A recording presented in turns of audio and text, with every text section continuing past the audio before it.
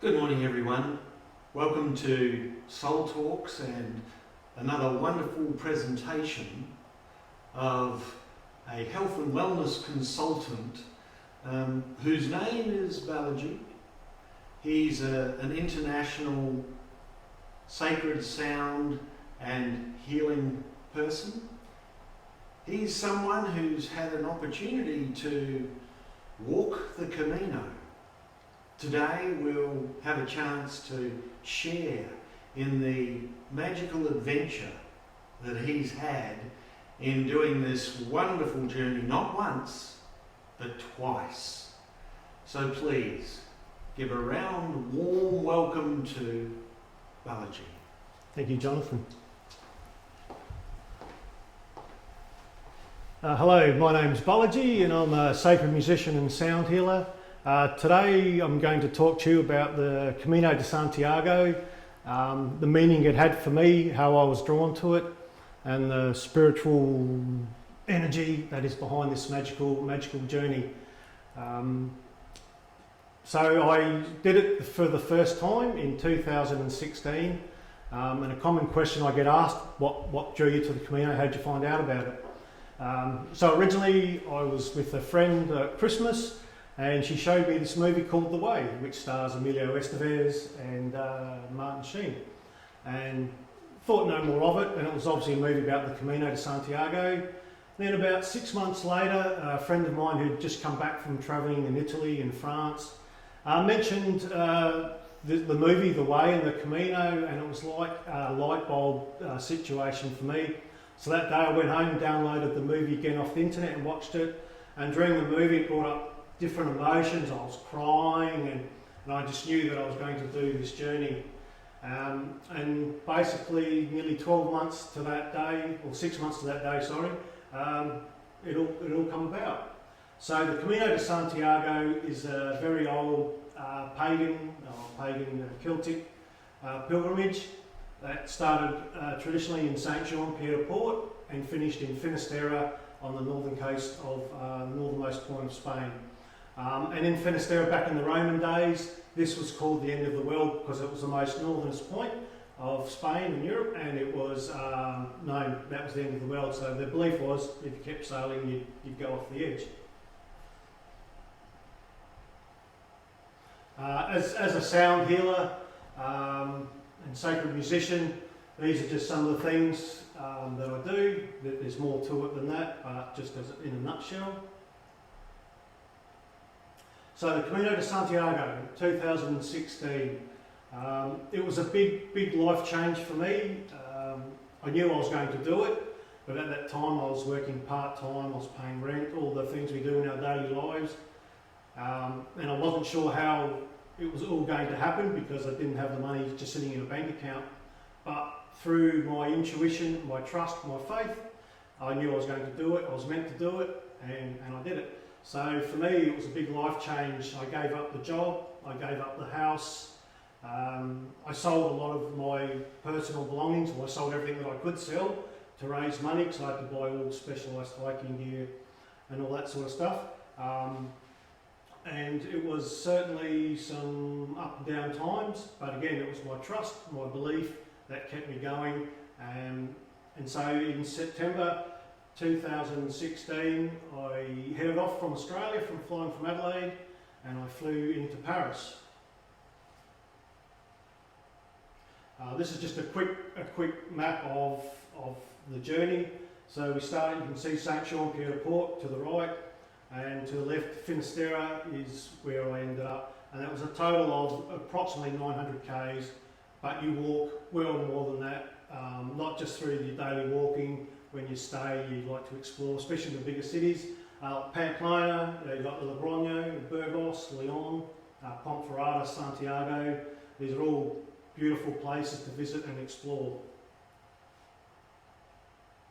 So, I flew into Paris. This was my first time in Europe. I'd been overseas a few times from my time in the army and life, but this was my first time to Europe. And the one thing that really struck me was the architecture. I spent a whole day, I walked over 30 k's through Spain following this path that I was guided to follow, which was during the French Revolution, they used to herd all the people through the streets to this path to where they finally chopped their heads off. And after getting lost a few times, so I worked it out that did a good 30 k's through Paris. So on this slide here, obviously the Eiffel Tower, we have the train station, and just some more views of Paris from the Eiffel Tower. That's me in front of the Arc de Triomphe.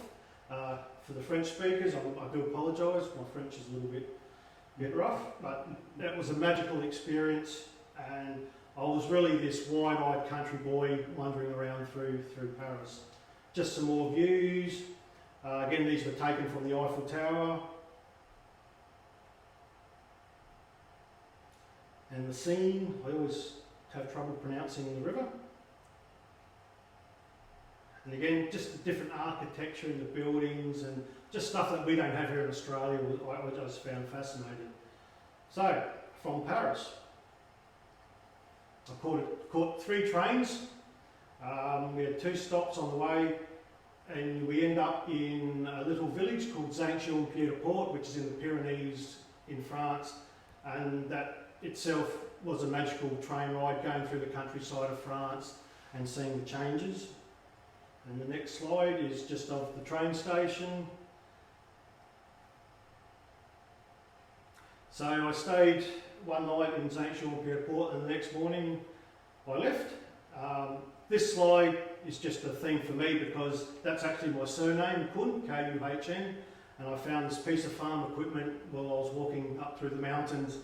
And as I found out later, it's quite a big German manufacturing company of agricultural equipment. So this Camino for me, the first one, I had a lot of injuries, pain and blisters because I didn't follow my heart. I got stuck in my head, and I'll just give you a bit of backstory on this. The time I did it, there was record numbers of people on the Camino, and there was a record amount of heat. It was so hot, and I didn't manage my blisters properly, and I didn't listen to my feet, which hence led to the blisters. This slide here is just a few different people, and if you see the man next to me in the green t-shirt with the thumbs up, I'll give you some more backstory on him later, but he was an Italian male nurse, and he was one of 2 people that saved my Camino. And it's just some beautiful scenery as you walk through the Pyrenees. And again, you meet different people. Just quickly, the man on the bicycle, he was one of 2 Irish brothers that had come from Ireland to do the Camino, and they only had 2 weeks, so they did it on a bicycle. And people do it different ways. So there was a lot of groups on bikes from so many different countries. Again, love the cows and the horses. I'd had different pictures, but unfortunately I lost a lot of pictures on the way. But up through the Pyrenees you have horses, you have some cows, and you'll have goats and sheep, and they all have bells, and it's like watching an old Swiss movie in the Alps, and you hear all that, and it's quite a peaceful sound. And these pictures here are just a very common scene. Because there were so many people, you never felt alone. There was always other pilgrims. And just some more.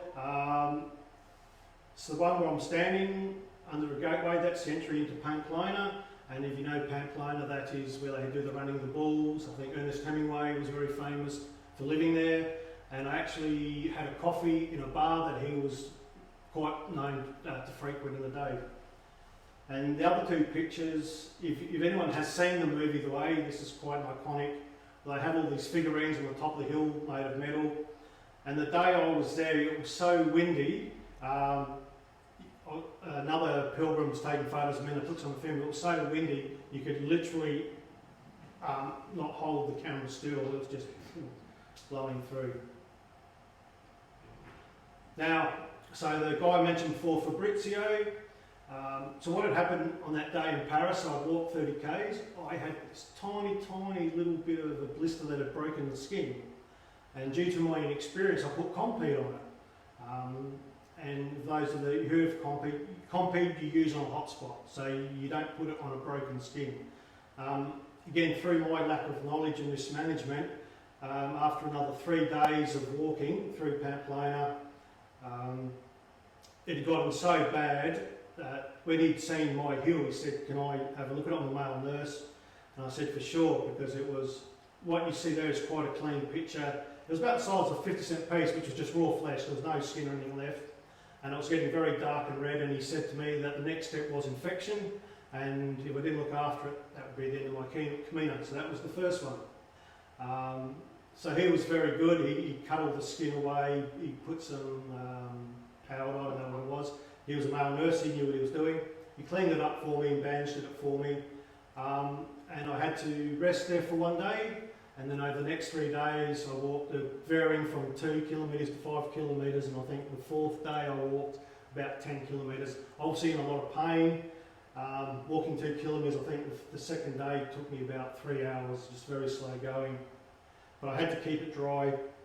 So when I was able to have a shower, then plastic bags wrapped around the leg. Just some more beautiful scenery on the Camino. And again, there's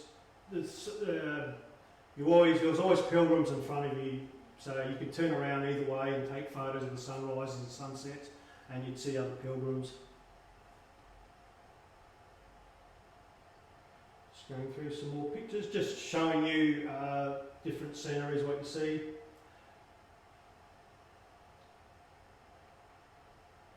Now this was taken Tosento, I'm not sure, but I'd met these 3 Christian brothers. They belonged to some evangelical church in the island of Malta, and I met them at this place. And the accommodation, we just slept on mattresses, just a flat, like a little gym bag, and that's when we slept on the floor. But the three other males, they're the 3 brothers. They were very important to me because we had different views. They were very much down the line of, and this is no judgment, but they were very much down the line of the Catholic Church and what they did, and me being a spiritual person, so we both had great beliefs in God, but we just come at it from different ways. But what I like about these 3 guys is they were part of my whole Camino to the end, but they were open, and I was able to talk, and we were able to have really good conversations about God and life, the universe, and everything in between. Just some more pictures on the way. And if you know anything about the Camino and pilgrims, we always love to take photos of our shadows and our feet and all sorts of things. And on the way, people will put up stands where you can get anything from a can of Coke to fruit to a sandwich sometimes, and it's all by donation. And love is the answer. Yes, it is. I just come across that somewhere. And the third slide on the right was a place, and I can't even remember. It was the middle of nowhere, and all of a sudden you come across this little oasis. And that's basically it, where you had a little stand and you could get some orange juice and water. Again, the lady had food there. And the reason I'm pointing that one out is because the lady that was running it with her Spanish partner was actually an Australian lady from Melbourne. And she was very nice, and I do apologise. I did have a photo of her. Maybe I'll put it in one of the others. So along the Camino, again, I walked 900 kilometres, and you're walking through 3 mountain ranges, and then you walk across a place called the Meseta, which is between Burgos and Leon, and it's 200 kilometres of where I grew up, basically flat wheat fields. And along the way you always see lots of paths. You see the ones with the stones with the arrows, and obviously being a very Catholic country, there's just crosses and stuff everywhere. And this next one's just a bit of a funny one for me, because it's the first time I'd come across a melon draped in ham. And it's quite a well-known Spanish delicacy, but it was the first time. and so that's why I put why not, and I tried it and it worked. It actually worked. Here we go. So the slide on the left, which I'm hoping resonates with what you see, that's the lady from Melbourne that was running that food stall with her Spanish partner. The middle one was this lovely little American couple that were walking the Camino.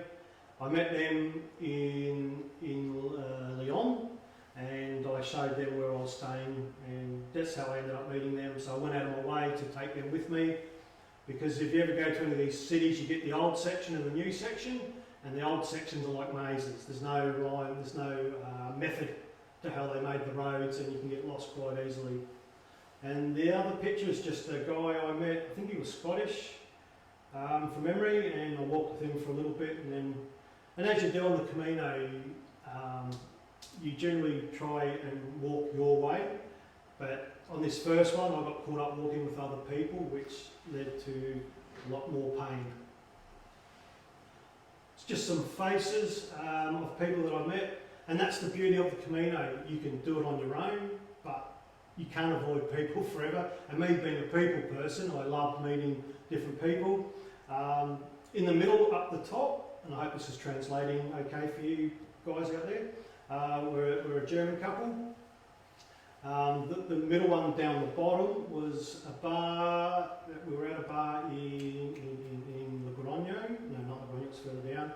Anyway, but that was the two on the left were pilgrims that I'd met on the way.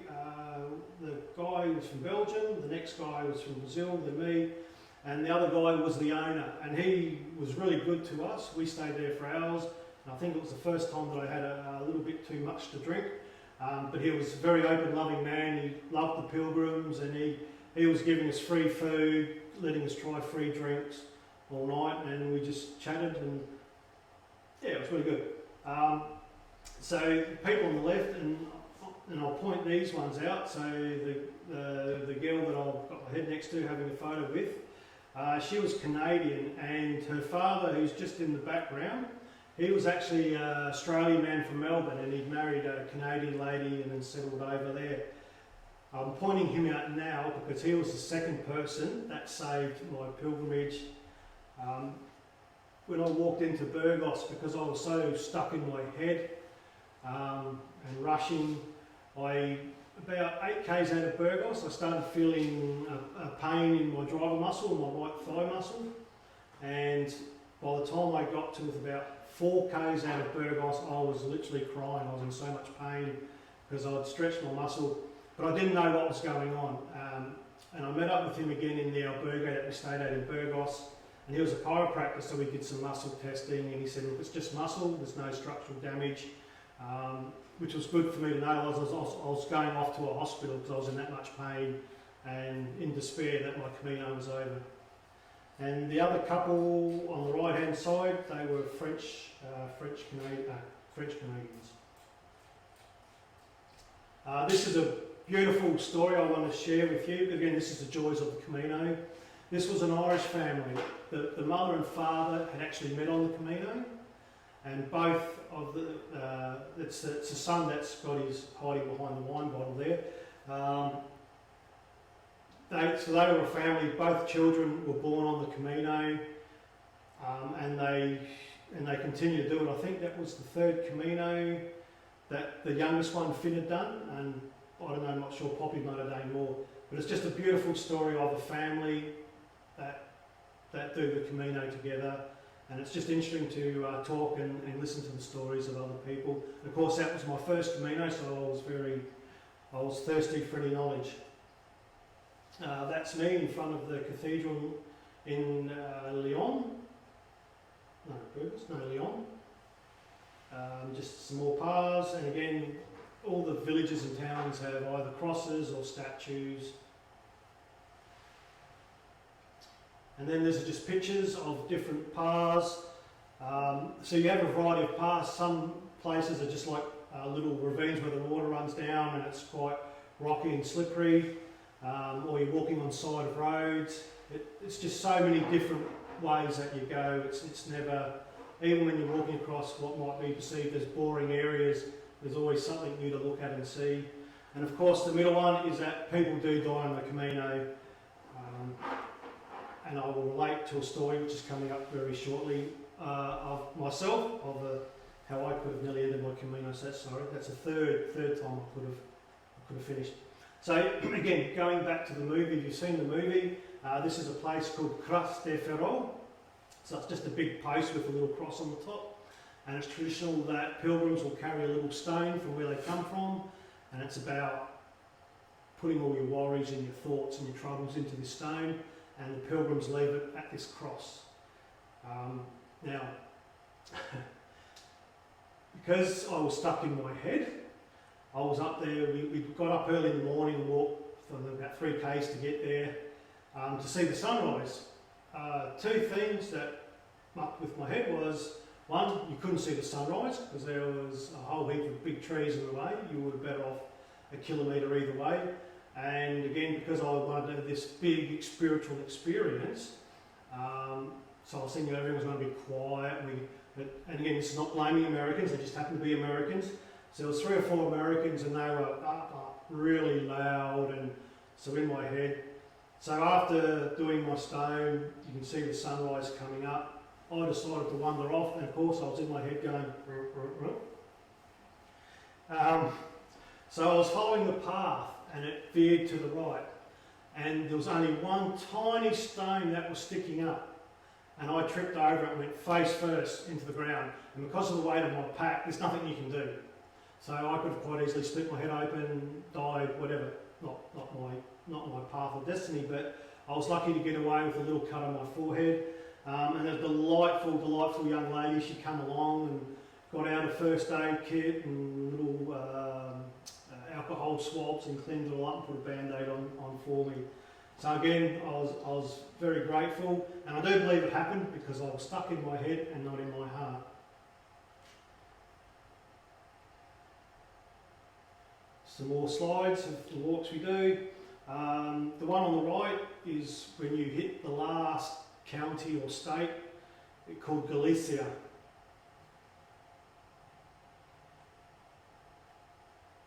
Again, just more pictures up in the mountains. I'll point this out because this will become pertinent for the next Camino.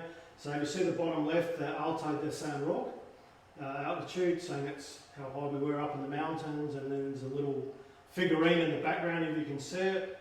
And the other pictures walking through the mountains, it was quite an amazing experience because you could literally see the fog rolling down through the mountains. So there was no fog, and then it was just, and the speed that the fog would just flow through was quite an amazing experience. Again, just some more people. The lady on the left in the red hair, her name is Susie, I think it's Casa Susie. And it's before you get to Santiago, I will just quickly point that out because I actually run out of money. And at that stage I knew I was getting low and I was going to be in trouble. And I was just talking to her, she was an Australian who owned the place there, and she gave me a big bag full of food and stuff, and it's the little things like that just really know how good people can be, and the gratitude. The girl in the middle, Canadian, and she was having a real problem, and I ended up carrying her pack for about 5 kilometres. So I had my pack on the back and I had my arms wrapped around and I carried her pack, and yeah, so I guess that was my payback for all the good things that had happened to me. The other couple were an American couple who again had shouted me a cup of coffee because I was stressing out with the money.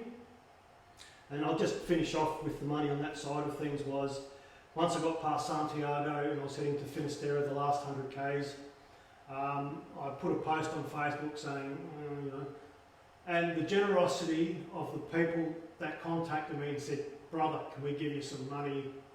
And especially I was given $500 by a lady that I knew, and I'd actually met her before I left in Victor Harbour in South Australia, and it was one of those coincidental meetings, and she actually, I remember very clearly, she said to me, if you ever need any trouble or anything, I'll help you out. So she knew before I knew that I was going to have trouble. But again, it's just another amazing story of the Camino. As you can see, Santiago, 65 kilometres, starting to get close, and there's just different ornaments and things that you see along the way, so we're getting close to Santiago. Now, I'll skip straight to Santiago. So if you have seen the movie, in Santiago de Compostela, there's the famous cathedral, where they have the big incense bowl and the priests swing on. It takes 8 of them to swing this massive big incense bowl, and it dates back to the early days when pilgrims would come and stay, when it was a much smaller church and they were covered in lice and smelly, and as you can imagine, hundreds and hundreds of years ago. So the priests used to use incense to cleanse and clear out the smell of the. So it's quite an amazing experience to actually sit there and see it. And again, it was one of those things when I relate back to when I watched the movie, the way I actually had tears. Of course, it was a movie, so they dramatised it up. But when you see the look on people's faces and just the reverence that they had, so a bit emotional now thinking about it. Again, that's I can't remember what they call it, but I just managed to take a photo. I did take some video, and the one thing that stood up, as people pointed out to me, was the guy sitting in front of me with the bald head. But you could still see the incense swinging through. So the first picture was just a dog on the way in that morning into Santiago.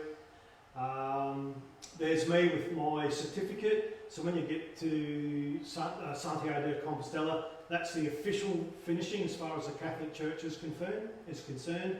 And you can get a certificate, and you can pay a few euro and get another one that's done in Latin. And me being me, so I got both. And again, that's just another shot of the cathedral. Again, these are the 3, and when I say brothers, they weren't brothers as in family brothers, but they were part of this Catholic evangelist church, and they considered themselves brothers, and they all wear wedding rings, so they take vows of celibacy, poverty, really hardcore, and I honour them and admire them for the people they were and what they do, and we just had amazing time connecting with them over the time. This is me trying to be funny, so we'll get past that one quickly. Now we're at Finsterra, so I've walked 100 k's from Santiago, and I'm at the end of the world. And the one on the left, where there's a group of us gathered, just again guys and girls that have been on the way, that's what they call the 0 marker.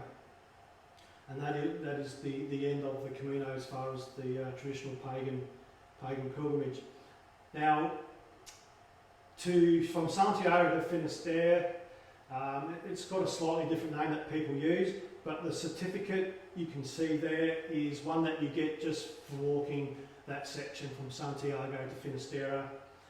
Doesn't cost anything. You go to the local council-run albergue, and they provide you one for free of charge, and it looks quite nice. And then here's me. So at Finsterra, you walk another about 2.5 k's to what they call the lighthouse, and that's where that 0 marker is. And again, you overlook the Atlantic Ocean and the end of the world. And that's may peace prevail on earth. And on that post, that one's English, and it's written in 3 other languages on that post. So that was quite a nice thing. And then from the lighthouse, you can climb down to the rocks. There's no beach or anything, it's just rocks, but you can climb down quite a way. So that's just a shot looking back up to the lighthouse. Now, traditionally, in years gone by, pilgrims would burn their clothes, their boots, anything that they use as a symbolism of finishing the Camino. It's actually now frowned upon, and the local governments now have signs up, and you're not supposed to do it. Some still do, but you're not supposed to burn your clothes and that there anymore.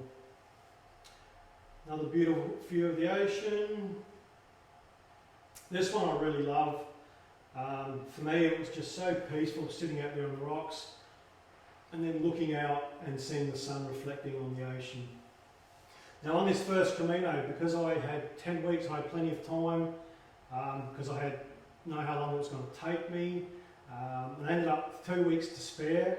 So I ended up going back to a little village called Piros, which is, again, if you don't know, I do apologise, but it's between a little small town called Capabellos and a bigger place called Vilafranca de Bierzo, which are very beautiful places. So there was a vegetarian albergue, and an albergue is the accommodation for the pilgrims. So you had to have your credentials, your passport, and only pilgrims were allowed to stay at the albergue. So I went back and worked as what they call an hospitaliero. So we'd go back, we didn't have to pay anything, but we did all the cooking, the cleaning for the other pilgrims. We were provided our shelter, obviously, and food. And this was the owners of this albergue were beautiful, lovely people. They took us out sometimes to a bar or out to see local sites and stuff. But that's just, yeah. And the guy was just he was a Spanish guy. He was just one of the hospitaliers working there when I got there.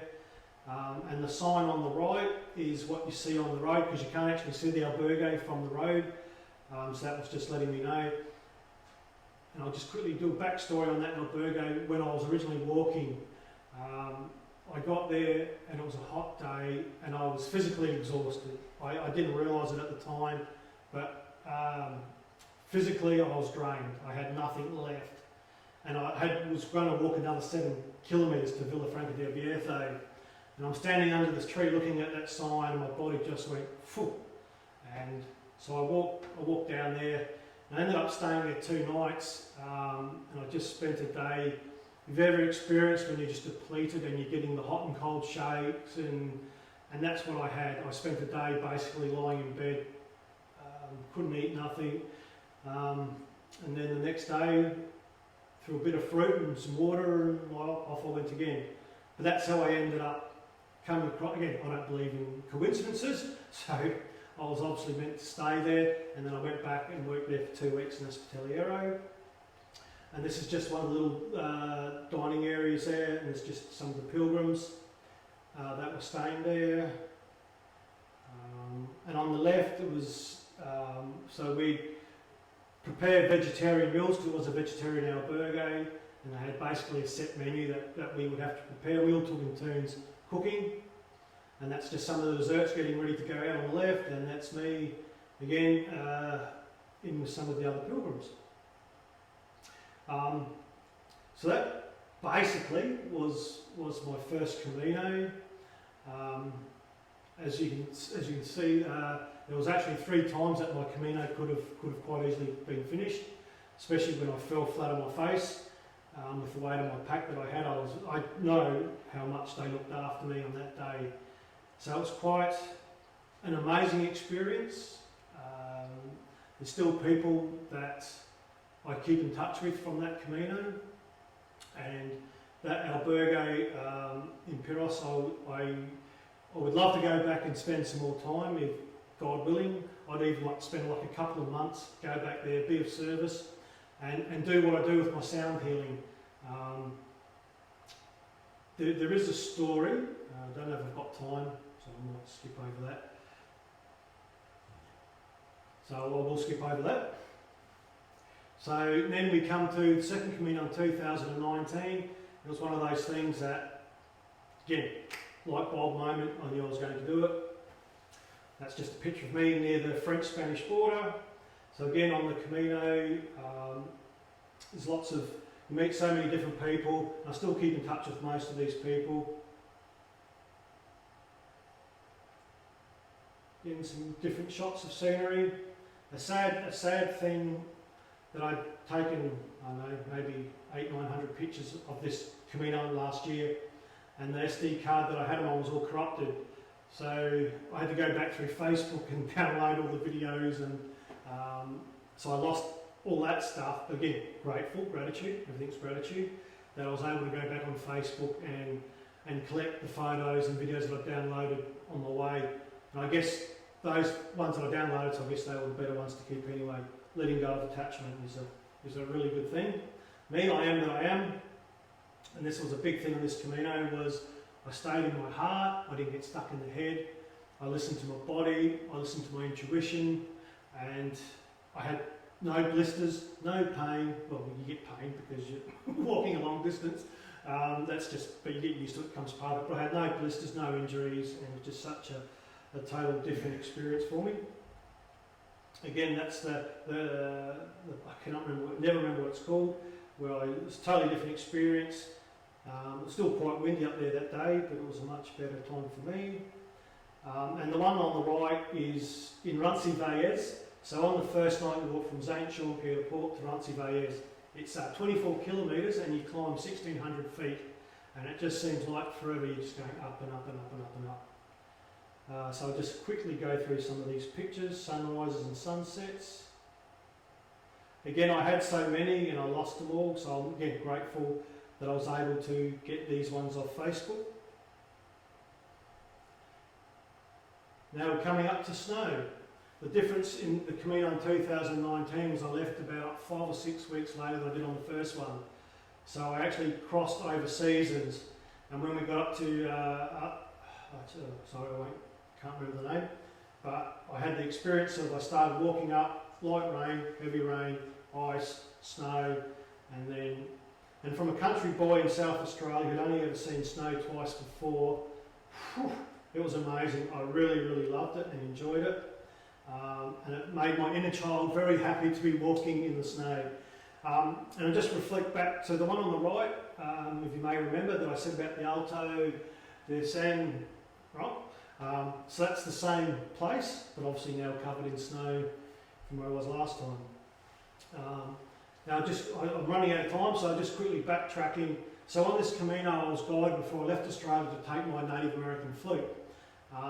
And I knew intuitively that the flute wasn't coming back to me, that I would meet someone and gift it. And this is me sitting in the middle of a river, quite shallow river, but in a place called Zabiri in the early stages where I was playing my flute. This is in a small village later on in the Camino called Fontaine. And the shell, which is the Camino shell with the cross, that was my shell. I actually left it in this small in this village within this place. And the backstory of this place, it's actually owned by a Melbourne man, and I actually know people that know his brother from Mildura. So, keep continuing on. So I left my shell there, and this is just another view of the old building. It's quite decrepit, but it's just old. And this was one of the signs there, which meant a lot to me, and that's why I took a picture of it. Again, for me, it's very personal. So, a traveller is a human being on a spiritual journey.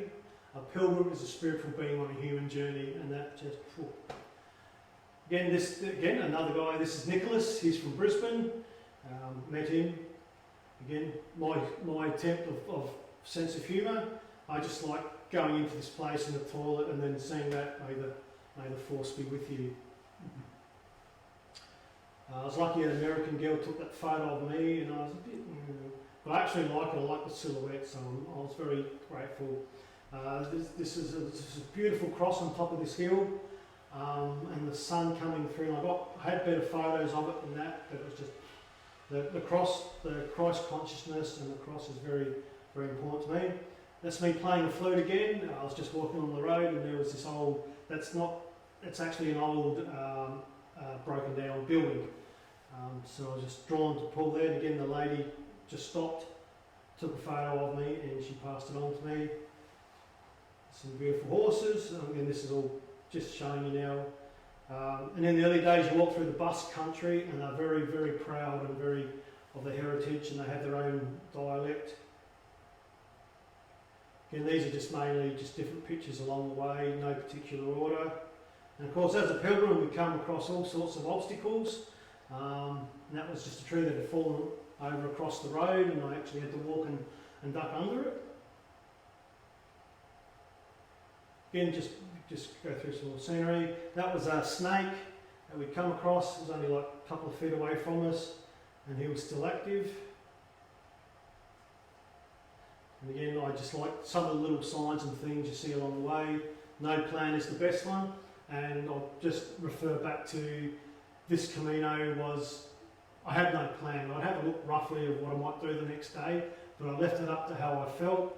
physically, spiritually, mentally. And then I just like that sign with the dog having a bite of someone's backside. A couple of donkeys, you see lots of donkeys along the way. Again, another quick backstory. This guy was actually an Australian guy who I met in Santiago, and I just missed him. He'd been working for 2 months at that albergue in Piros. So we still keep in touch, and he knows the owner like I do quite well. Quick backstory, the lady there that I'm having my photo taken with, that's the albergue of when I had my heel fixed, when the Italian man Fabrizio bandaged up and fixed my heel, and I stayed there for an extra day. And she remembered me. That was the astonishing thing. She sort of looked at me, oh. So I thought that was quite a good moment for me. One on the left is my first experience eating hot chocolate and chorizos. Churros. And again, as pilgrims, we try and take selfies and photos of each other wherever we can. It's just a bit of fun. Lovely Canadian couple that I met. This was in Atapuerca, which there was a sign from the first Camino too. So the guy on the right with the glasses, he was an American man, and he was having his 54th birthday on that night. Oh, quick backstory. I know I'm running out of time. The girl, the young lady with the head just above mine smiling, I met her there for the first time that night. She actually lives in Greenock. I live in Angaston, so that's maybe a 10-minute drive away. And she works at the local shop where I shop in Uriopta. So to travel all the way from the Barossa Valley to meet her there in Spain. And again, just another example of the wonderful stories and things we come across. Cats. There were some places just had a multitude of cats, and in Spain they don't generally treat the cats like we do here. They're not generally indoor pets, they're outdoors. They have to fend for themselves, and as a cat lover, I find it quite sad at some of the states. And the picture on the right was my 51st birthday in Finsterra, and I don't drink much alcohol at all, and I'd had a few glasses of wine and a whole backstory, but that photo was just a bit of fun on my 51st birthday. Again, love the cat, and I think that was me back in Zubiri. And because I was coming into their winter, hence the snow and that, even though there's blue skies and that, as you can see from what I'm wearing, it was bloody cold, pardon my French. It was very cold, but again, I enjoyed it. Along the way, just wanted to show, you see some beautiful murals. This was just a tiny village in the middle of nowhere, and as you're walking out, you come across this old building that someone had beautifully painted. Again, that was with some friends of mine. The girl from Greenock's in there. Her name leaves me just a moment. There was 2 beautiful dogs that I had fun petting with and having play with for 5 minutes there. Oh, sorry, I went too far. Okay, these are just a typical sign of different markers you'll see along the way. The picture on the right is a place, again, I do apologise, maybe I should have written it out, is a place where every day they put a certain amount of wine. So it's actually a wine fountain. And you can go, and I had a little 600ml water bottle that I filled up with wine and I had with my dinner that night. So it's actually Fuente de Vino, but I can't remember the place it is. But it's a winery, and they do it as a part of a thing for pilgrims. Chocolate, just these next few slides are just different foods that I experienced. Oh, I love chocolate, or bacon and eggs and coffee. The one on the left is actually all potato chips. It's a shop that just deals in potato chips, and that's the front window. And then you go, tell them what size you want, they'd scoop out and fill your bag full of potato chips. The other picture is a thing that I really love now, which I'd never heard of before. Apparently it's Italian. So you get your bits of bread, a bit of olive oil, a bit of good quality salt, of course, and yum, and a bit of red wine. Same picture again. And the reason I took that picture with the hand was generally when you're going along having coffees, the little cups, and that was the biggest man-sized coffee that I'd had from the whole Camino. Steak, chips and wine, which I didn't eat that often, but that was like a treat for me. Again, back there, I'll skim through reasonably quickly because I'm running out of time. Viana is a beautiful place along the way, and it was like they were celebrating their 1000th year, which is, and you come across churches that were built 300, back in the 1300s, 600-700 years old was quite common. beautiful rivers. This is in Ponferrada, and that's an old Templar castle. You can't really tell too much from there, but I was only passing through, so I didn't take the tour. That's an old Templar castle. Again, the first Camino, there was just sunflowers everywhere, but when I started walking, they were all finished, out of season, and that was quite late. It was just a field, there was just this one sunflower, so I just decided to take that. Now, as you're going from Santiago to Finsterra, you'll come across a place, as you can see, lasts far for 15 kilometres. So once you leave there, there's no toilets, there's no water, there's no food. So you make sure you're prepared. Now this was me in Finsterra. This was a German guy called Peter who lived in Finsterra with his Spanish wife and child, and he was the man that I gifted my flute to. He's a very talented sound healer himself, plays a didgeridoo, does throat singing. So I actually went and participated in his sound bath, and as I was lying there just in total bliss, I knew he was the man that I was gifting my flute to. Again, my sense of humour. Getting towards the end now. So this is in Muxia, and very special. The place, this one, and now this one with the rocks. The energy there was amazing, and I know intuitively, but I know from talking to other people that a lot of rituals, pagan rituals, went on here way before the Catholic Church, long time ago, took over the Camino. And from the rocks, that's this big old church. I don't know how old it was, but it's been there for a long time. And again, pilgrims, we like to take photos of our boots and our shadows, and it's the pilgrim thing to do. There's me. And this day that I was down in the rocks, I actually took a video under my cover because the wind was so strong and the rain was pounding. But I sat there for over 2 hours just on the rocks, just totally immersed in the energy of the Atlantic Ocean, and magical.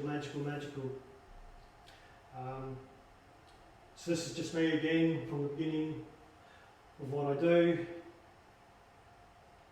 If you would like to contact me at any stage and ask any questions and then follow up, there is my mobile phone number and my email.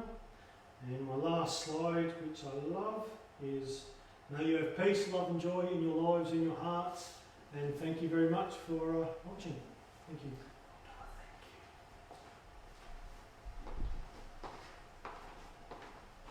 Thank you, Matthew.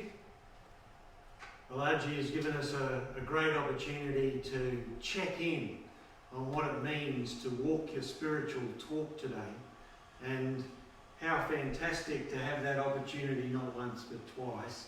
Thank you for all that you've shown us of the journey that you've taken, and how simple it can be to walk our talk. Thank you again. We'll be back soon with the next presenter.